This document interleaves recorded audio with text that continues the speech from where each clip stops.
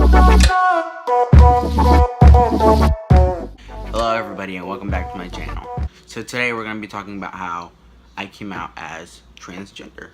When I first came out as transgender, I wasn't in high school, so I don't fully know how certain people feel when they're in high school and they just came out and how they're having issues with school. I didn't have that because I didn't come out then. I came out when I got out of high school because I wasn't ready to come out yet, so I thought I would just wait. And so I did. A month before I turned 19, I legally changed my name to Tyler. I'm not going to tell you guys my birth name because that doesn't exist anymore. Once I turned 19, I decided to start hormones.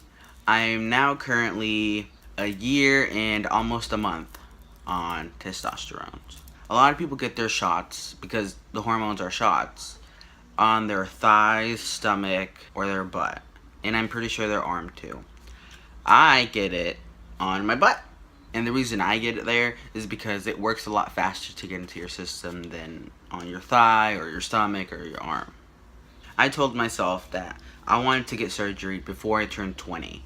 And I turned 20 on September 30th.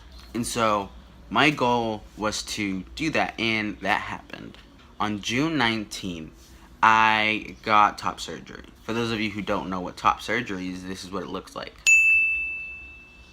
And there's a lot of people who struggle on trying to get their insurance to pay for it. And not a lot of insurances pay for it.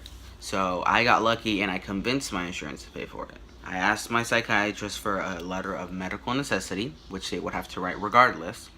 And then from there, I gave it to my surgeon and he sent it away, and then 2 days later, they approved it.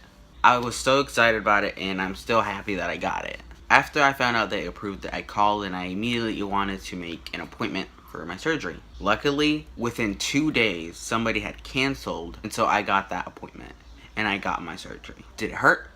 Yes. Yes, it hurts, because it's surgery. When I woke up, I was sore, but my throat didn't hurt. A lot of people normally think, oh, does your throat hurt because they put a tube down your throat in order for you to breathe. It didn't hurt, and I immediately was eating crackers and drinking orange juice and water. Today, I'm basically almost 3 months post-op, and I think it looks pretty good. And I can feel my chest with my hands, but for sensation, I can't feel that.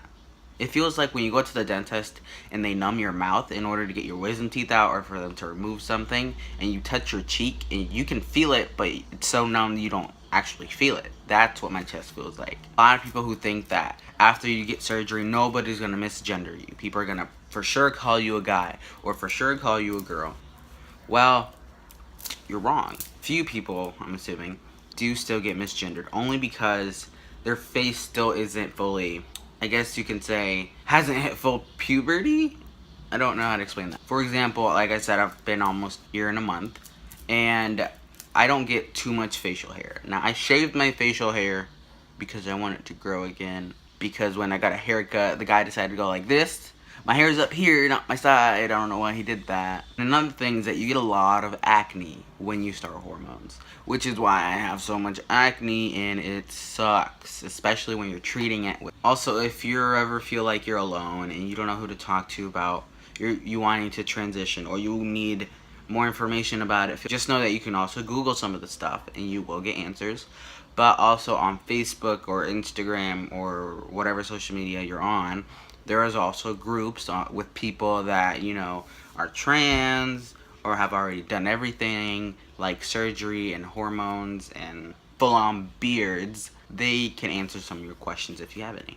Or you feel free to comment any and I will answer them myself in a different video. I remember when I first started going into the men's restroom, it was pretty scary. Only because in the back of my head I'm thinking, if someone's gonna hurt me or somehow I'm going to die just using the restroom. Because that happens. But slowly I just started walking in, and to this day I just kind of walk in and I use the bathroom and I leave, because I'm not hurting anybody, I'm just using the restroom. Another thing, if you're in school and you feel scared of going into the restroom that you feel like you deserve to go into, please talk to the principal.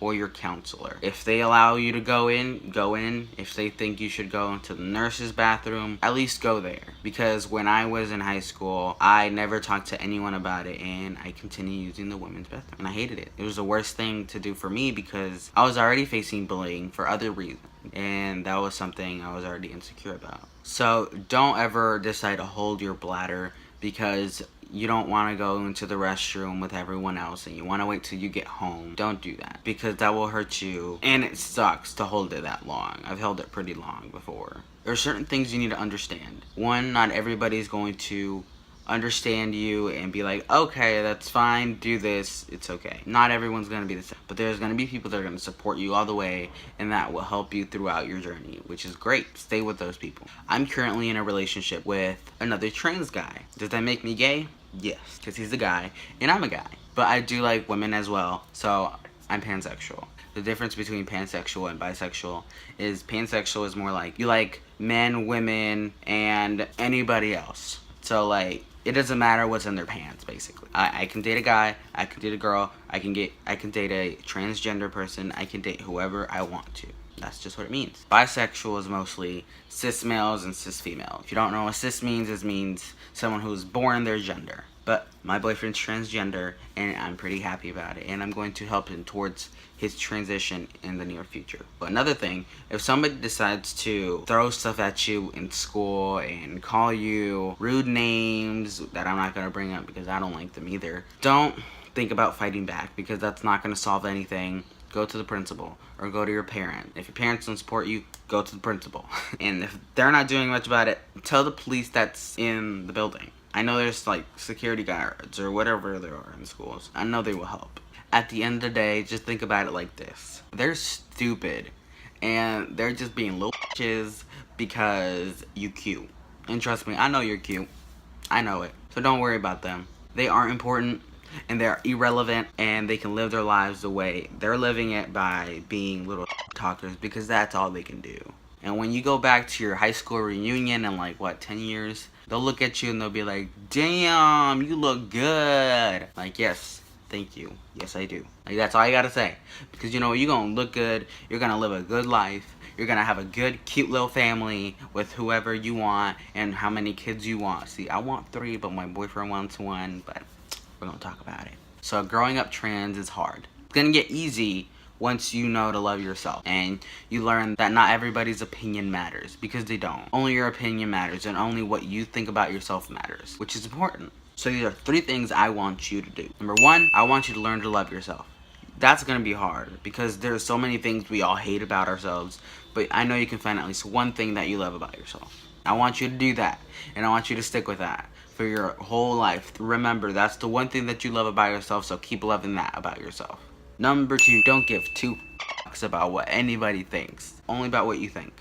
Because what they think, it doesn't matter. They don't live your life. You live your life, and that's what matters. And number 3, don't ever think that you're alone, because you're not. There are so many people that come out as trans or are still in the closet because they're scared. Remember that you are someone that matters just like them. And you can help them transition too. You can help them and comfort them and tell them that they're important too. So be a mentor for somebody. Be important, because that's what you are. So I'm gonna go ahead and wrap this up because I need to go to the gym. So if you like this video, go ahead and give it a thumbs up and hit that subscribe button. I'll be posting videos every day. Eventually, when I get a really good camera, it won't just be me sitting in my sister's room. You guys will get to see that trans life. It's exciting. So if you didn't see yesterday's video, go ahead and watch that. It's up. Other than that, I'll see you guys next time. Bye.